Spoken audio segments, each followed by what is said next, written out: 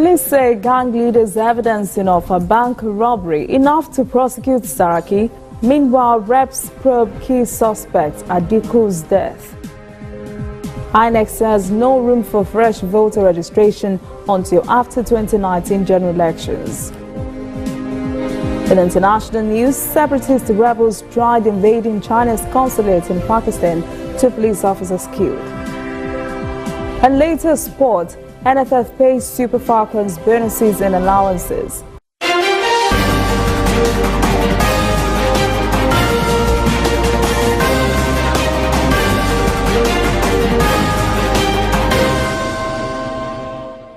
This is ANN News.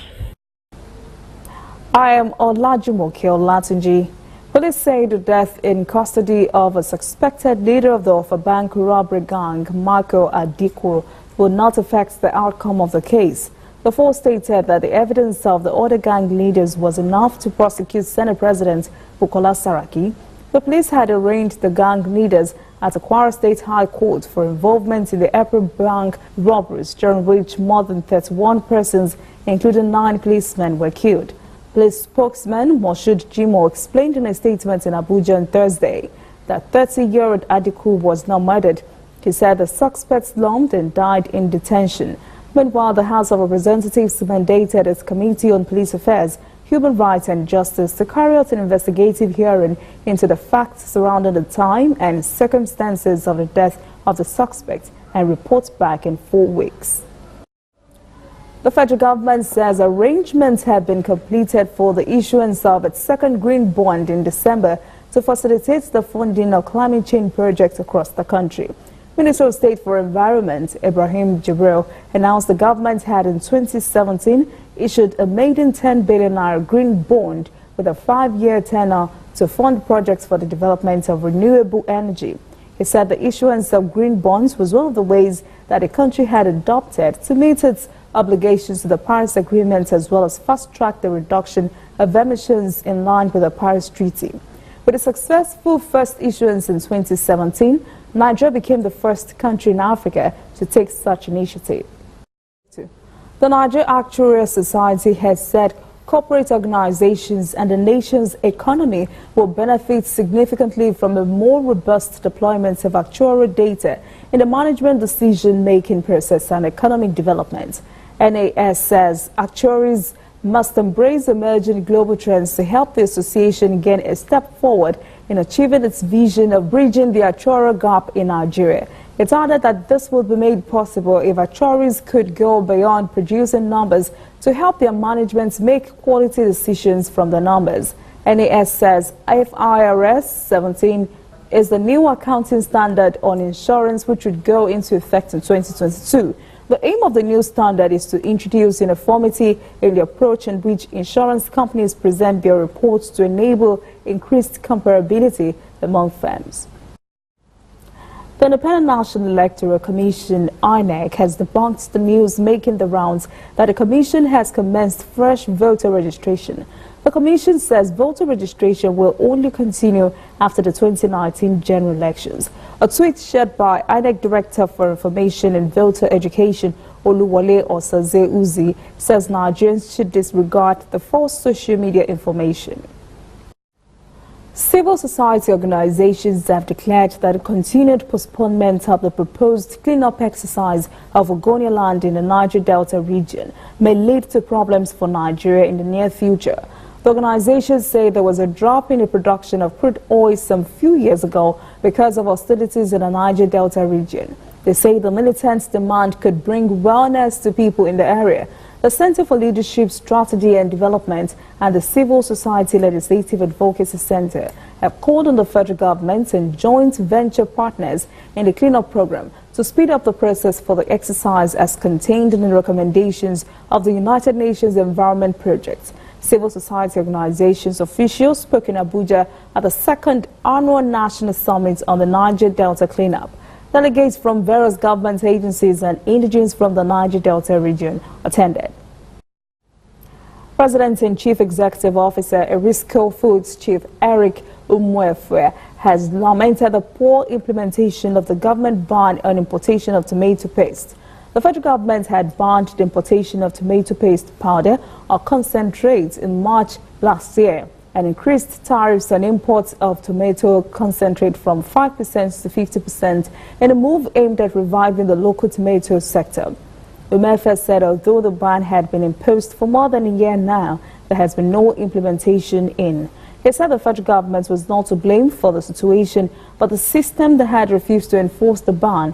He said resistance to enforcement is because some people were benefiting from the continued influx of substandard tomato paste into the Nigerian market. Offa said the ripple effect of sourcing raw materials locally is that farmers will be empowered, jobs will be created, and ultimately the economy would be industrialized.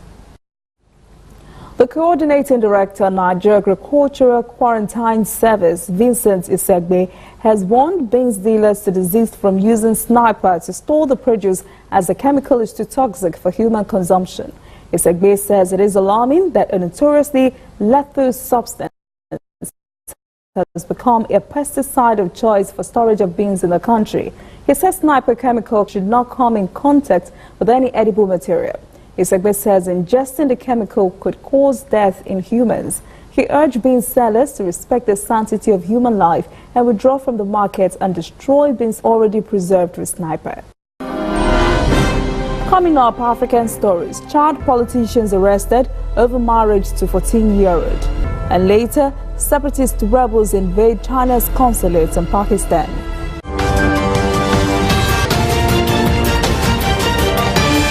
You are watching ANN.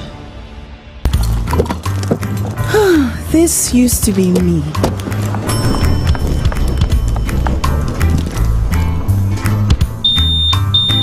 But that was before I got the perfect bag. It's handy and easy to use. All I need in one compact space, just like my MTN Extra Value plan. I used to get one plan for my calls and then try to remember which data plan worked for me. Roaming was a totally different ballgame. Not anymore. I've got the MTN Extra Value all-in-one plan. If you're a data buff like me, you get extra data with some talk time. And if you like to make calls, you get extra talk time with some data. And when I'm abroad, I automatically browse, chat, and call right on the same plan. MTN Extra Value was made just for me. More of data or calls, whichever one you prefer. MTN Extra Value is made just for you. We are on the road every day, canvassing throughout Africa for news you really need. We follow this story everywhere, from every corner of Nigeria to the wide African expanse. We bring you what's making headlines. We connect you with news you can use. ANN, African News Network, in a truly African spirit.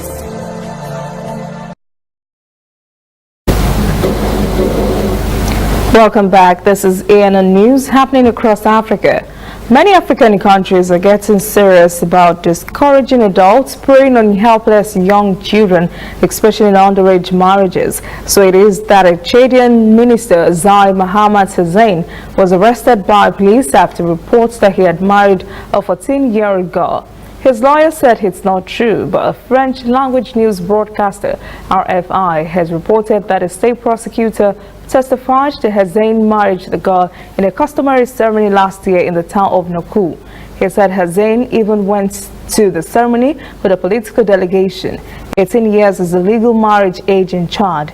Marrying minors or accepting an offer to marry a minor carries prison sentence in Chad. It looks as if Zimbabwe top officials would have to adjust their lifestyles and live on less income. Zimbabwe's finance minister, Musulu Nube, has presented President Emmerson Mnangagwa's first budget, and one of the highlights is a 5% cut in salary for all senior government workers, including state enterprises. The $8 billion budget also calls for plans to re-register civil servants in an audit so ghost workers can be eliminated. 90% of Zimbabwe's budget goes to salary payments, making it difficult to find infrastructure projects. For For years, the Zubani community in South Africa has been fighting against mining on its land for more than a decade. The fight had sometimes claimed lives. The community was dwelling with a giant Australian mining firm, Transworld Energy and Minerals. The case ended up in court as the company could not secure a license to mine titanium. Such license by law could only be issued with the permission of the community that reside on such land. The Zubani community has won victory in the High Court in Pretoria that has ruled that they have a constitutionally protected right to refuse the company permission to mine on their land. Customary law states that a mining license cannot be issued without the permission of the owners of community land. The court agreed with the community stance that mining would have devastating consequences for their region and could bring airborne diseases, loss of grazing land, and even displacements. Kenya and Mozambique have signed a visa waiver agreement that would remove passage obstacles between the two countries. Presidents of the two countries, Uhuru Kenyatta and Filipe Nyusi, said the aim for this agreement is to ease trade and travel between the two countries. They said this will also facilitate people-to-people contact. President Nyusi is on a state visit to Kenya, whose president had visited Mozambique earlier this year. Kenya and Mozambique have strong historical and cultural ties. The Makonde community, which Nyusi visited on Wednesday, moved to the Kenya in the 1950s and are now recognized as a Kenya ethnic group. Both countries say they would increase the level of economic partnership in many sectors, including agriculture, agribusinesses, minerals, and tourism. Some robbers actually worked a sweat before being able to cut away $20,000 from one of Ghana's biggest supermarkets in Cape Coast over the weekend. The thieves had to chisel a hole in the wall behind the warehouse of Centuk before getting access into the shop. They chose a Sunday for the burglary when no one was at the shop. On Monday, workers arrived to find the mess. The two robbers obviously weren't smart enough to evade closed-circuit cameras that caught them destroying the safe in which the money was kept. They were even silly enough to leave lots of evidence behind, including the hammer and chisel they used. The company says this robbery will adversely affect its Christmas season preparations. Coming up, international stories. Separatist rebels invade Chinese consulate in Pakistan, and later, sport. NFF pays Super Falcons bonuses and allowances.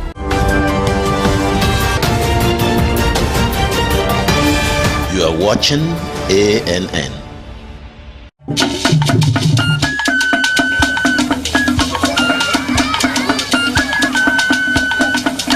Are you sure you want to do this?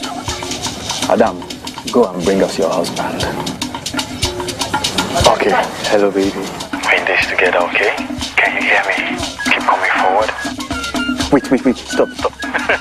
You okay, lean to your right. Keep walking down. Keep walking to the left. Yes. You're almost here. Keep going. You are here. Wow, you did it.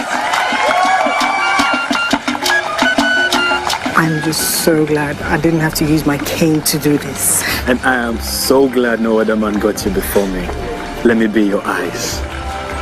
We will never stop working to give you a network you can rely on so you can enjoy life's special moments. MTN, everywhere you go.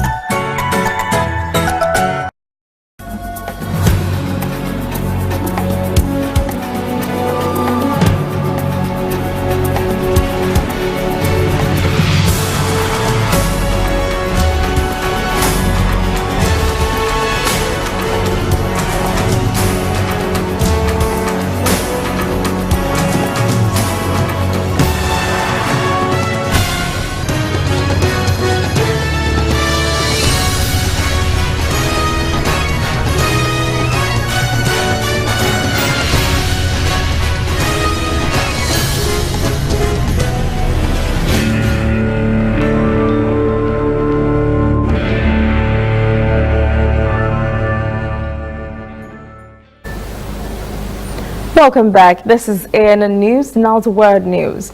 3 suicide attackers tried to storm the Chinese consulate in the Pakistani city of Karachi on Friday, but were killed before they could get into the building, the city police chief said. At least 2 police officers were killed in the attack, responsibility for which was claimed by the Baloch Liberation Army, a separatist insurgent group that opposes Chinese project in the resource-rich southwestern province of Balochistan. Pakistani Foreign Minister Shah Mashood and China's Foreign Ministry said all Chinese staff at the consulate were safe.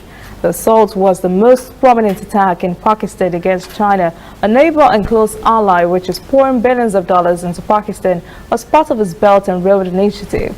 It was also the highest profile operation in years by the BLA, which mostly wages a low-level insurgency in Balochistan. The group also calls itself the Balochistan Liberation Army.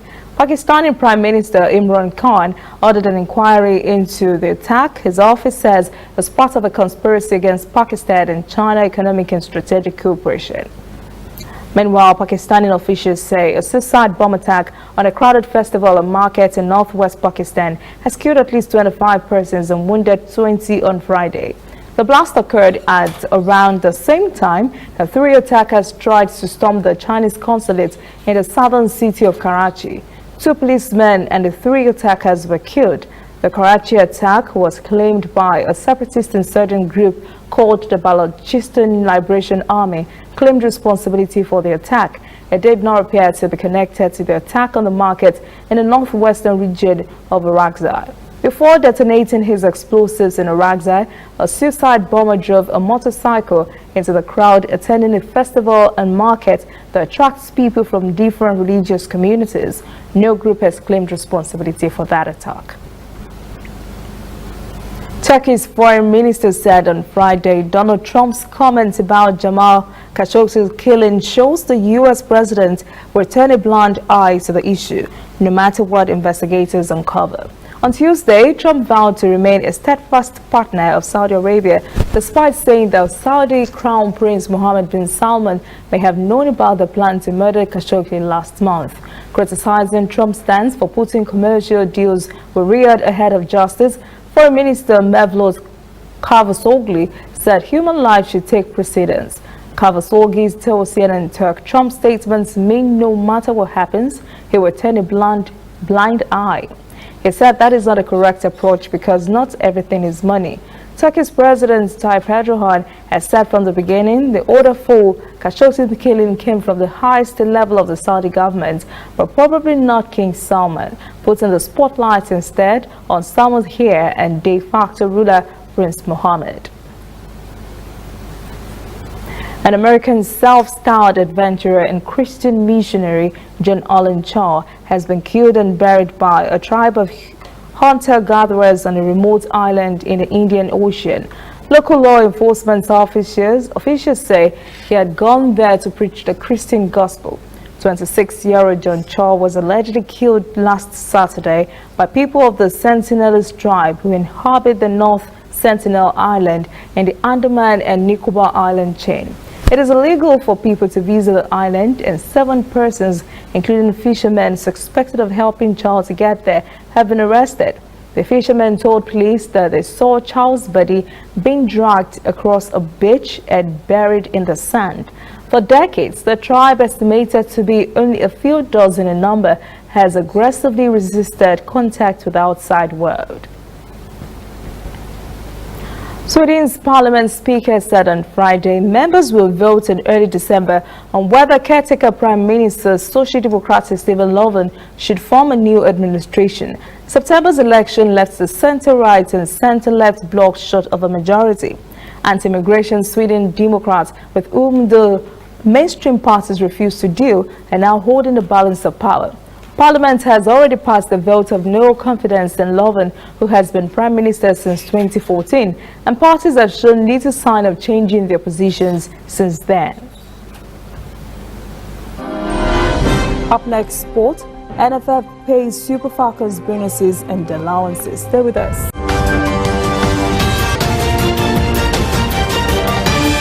You are watching ANN.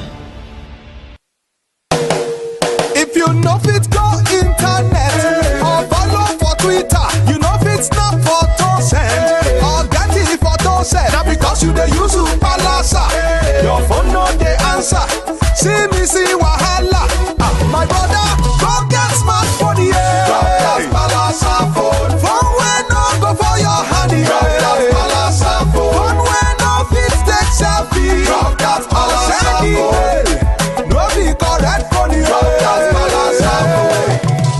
Upgrade to a smartphone today and get double data for 6 months on any MTN data bundle you buy. Simply purchase a smartphone from any store, anywhere in Nigeria, or bring your current smartphone from any network. Insert your MTN SIM card to start enjoying your double data bonus. Offer is open to all new and existing MTN subscribers. Join the largest smartphone movement today. Make it up for your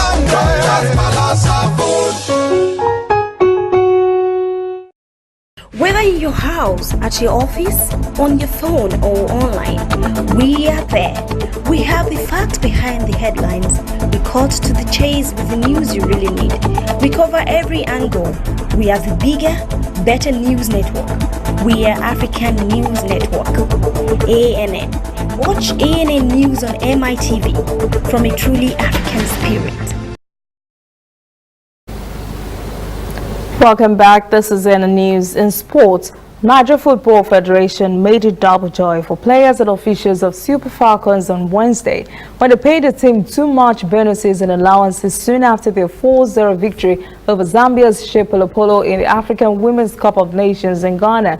The team was paid the bonus for the win over Zambia and that of the qualifier against Gambia in Bantu, as well as the campaign allowances in Abidjan and in the Gambia.